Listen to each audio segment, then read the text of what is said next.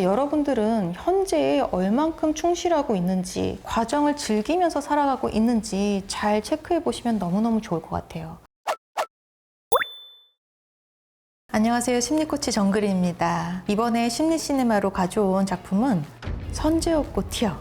종영 자체가 너무 아쉬웠던 드라마죠. 이 드라마 보면서 나도 저런 사랑 하고 싶다 이런 느낌이 들게 했던, 너무나 설레게 했던 그런 드라마였고요. 전국의 류선재 아리를 앓게 했던 그 드라마죠. 류선재, 그리고 소리에 대한 심리 분석을 중점적으로 해보도록 할게요. 둘을 한번 나눠보면은, 선재는 감성 유형, 일편단심 민들레고 굉장히 사랑꾼으로 나왔죠. 그 절친인 친구 백인혁에게 항상 소리의 이야기를 하고 상담을 하는 장면이 자주 나오죠. 늘 소리에게 어떻게 고백을 할까 고민을 털어놓고 있는 장면들이 많이 나오는데, 선재는 굉장히 감성 유형의 사랑꾼이구나 라는 것들을 많이 엿볼 수 있습니다. 소리는 좀 논리 유형에 더 가까운 것 같아요. 계속 과거로 돌아가고 계속 문제 해결을 하려고 했었죠. 형사들을 찾아가고 사건을 해결하고 무언가를 정리하고 미래를 바꾸려고 하는 그 시도, 설계, 잘하는 걸로 나와 있죠. 그래서 상당히 논리적인 유형이겠구나 하는 장면들이 참 많이 포착이 되었고요. 둘의 공통점을 한번 찾아봤어요. 자신의 가치를 기반에 두고 현재에 굉장히 충실하게 살아가는 유형들이라고 볼 수 있겠습니다.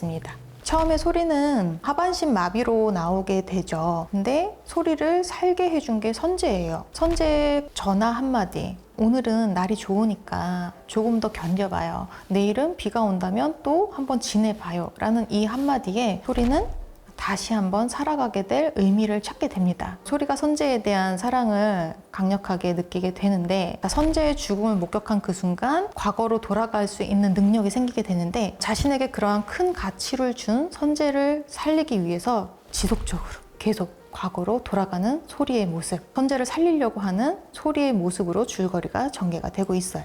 현재를 느끼는 게 가장 큰 행복이라는 메시지를 이 드라마에서는 굉장히 많이 주고 있어요. 그래서 여러 대사들에서도 나오고 있는데, 내가 놓치지 말아야 하는 순간들은 바로 지금이라고 이야기를 하고 있죠.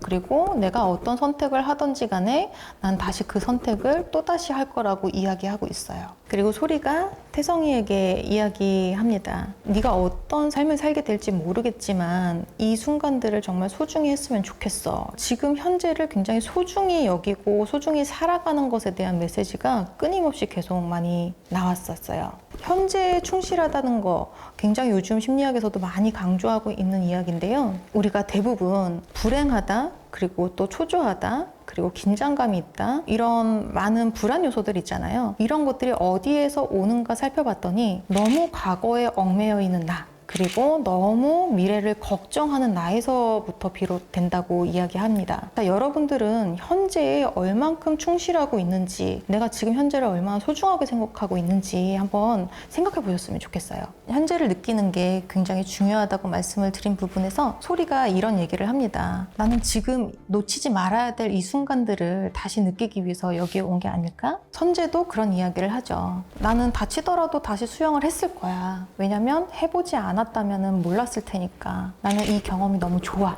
라는 이야기들을 하고 있죠. 이 둘에서 공통점은 뭐냐면, 선재와 소리 모두 현재를 굉장히 충실하게 살아가고 있고 자신의 선택을 후회하지 않고 있다는 점. 그렇기 때문에 둘이 서로 해피엔딩으로 갈 수 있지 않았나 싶습니다. 여러분들도 여러분들의 삶을, 과정을 즐기면서 살아가고 있는지 잘 체크해 보시면 너무너무 좋을 것 같아요. 미래에 대한 걱정이 너무 많아지면 어때요? 그것 때문에 지금 현재 해야 될 것들을 놓치는 것들이 많아지고, 과거에 얽매여 있으면 내가 못했던 것들이 기억에 떠오르면서 굉장히 자존감이 낮아지기도 하겠죠. 현재에 충실한 거, 과정에 빠져드는 거, 이거를 굉장히 중요하게 제가 강조를 드리고 있는 겁니다.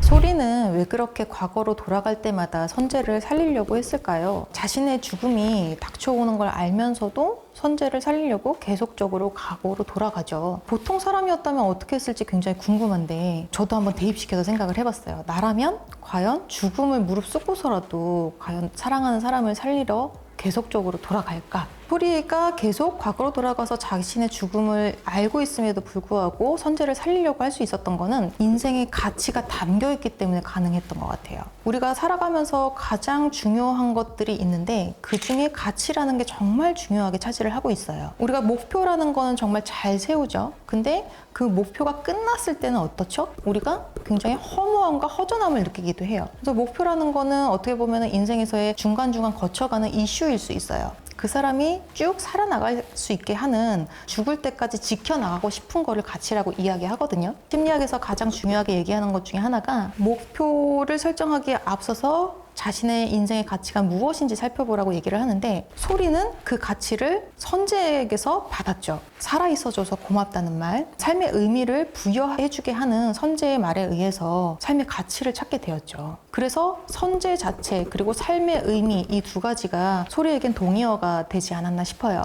1편 첫 장면에서 류선재가 사실은 이제 타살로 나중에 밝혀지긴 했지만 번아웃에 의해서 자살을 하게 된 걸로 그려지기도 했었고 시청자들도 그렇게 보기도 했었는데요. 현대인들은 굉장히 번아웃이나 무기력 같은 것도 너무 많이 느껴 하는 것 같아요. 번아웃하고 무기력은 뭐냐면 목표 중심적으로 살기 때문에 그런 현상이 나타나기도 하거든요. 너무 목표 지향적이기만 하면 우리가 그 목표를 달성하고 났을 땐 어떻다 그랬죠? 분명히 목표를 끝냈기 때문에 허무함과 공허함이 찾아온다고 했어요. 근데 이 목표에 가치라는 게 담겨 있으면 내가 죽을 때까지 끝까지 담고 가는 삶의 방향성이기 때문에 목표가 끊임없이 다시 생성이 되어집니다. 아주 작은 목표든 큰 목표든. 그래서 목표라는 거는 크게 잡으면 크게 잡을수록 좋다라고 생각하고 있는데 그게 아니라 아주 작은 목표부터 큰 목표까지 아주 다양하게 구성이 되고 이 다양한 구성이 끊임없이 지속이 되어지려면 인생의 가치라는 삶의 방향성이 있어야 되거든요. 이 인생의 삶의 가치와 방향성이 나중에 선재와 소리에게 담겨져서 나오기 때문에 죽음을 앞두고도 계속 삶을 지속하지 않았나 싶습니다. 그래서 여러분들도 인생의 가치를 꼭 체크해 보세요. 선재가 스타로 등장을 하지만 악플에 시달린다는 내용들도 드라마에 등장을 했었는데 요즘 악플 문제 굉장히 심각하죠. 한때는 이 악플 때문에 자살하는 케이스들도 많이 생겼고 연예인들이나 스포츠 스타들에게 자살 현상이 많이 일어났기 때문에 악플을 차단하기 위해서 아예 댓글창을 닫아버리는 조치까지 취한 적이 있었어요. 악플을 다는 사람들의 심리를 살펴보면요. 숨은 욕구라는 것들이 존재를 하고 있는데 남들 앞에 섰을 때는 아주 사회적이고 괜찮은 사람이지만 내 안에 담겨져 있는 어떤 쓰레기 같은 마음들 이것들을 익명성이 보장되는 곳이기 때문에 드러낼 수 있는 곳 나의 얼굴이 드러나지 않고 나의 존재라는 게 드러나지 않기 때문에 악플을 훨씬 더 쉽게 달 수 있거든요. 물론 우리가 기본적인 도덕적인 소양과 이런 것들도 길러야 되겠죠. 나의 그 작은 그냥 놀이가 될 수 있는 그 작은 한마디에 누군가는 굉장히 아플 수 있고 누군가는 죽을 듯이 고통을 느낄 수도 있다라는 도덕적인 의식을 지속적으로 키워나가야 될 것 같습니다. 드라마 마지막쯤에 다다랐을 때 할머니의 말씀이 굉장히 명언처럼 와닿았어요. 사람의 기억은 그냥 사라지는 게 아니라 영혼에 스미는 거야. 이런 말씀을 하셨거든요. 여러분들도 여러분들의 기억 그리고 그 무의식에 무엇이 쌓이는지 한번 체크해 보셨으면 좋겠고요. 힘들더라도 힘든 일을 겪었더라도 아름다운 기억으로 이겨낼 수 있는 힘 이런 힘을 기르는 삶을 사셨으면 좋겠습니다. 여러분들이 궁금해하시는 인물 분석이 있으시면 댓글에 남겨주세요. 재밌게 보셨다면 구독과 좋아요 알림 설정 부탁드립니다. 앞으로 더 재밌는 영상으로 찾아뵙겠습니다. 지금까지 정그린이었습니다.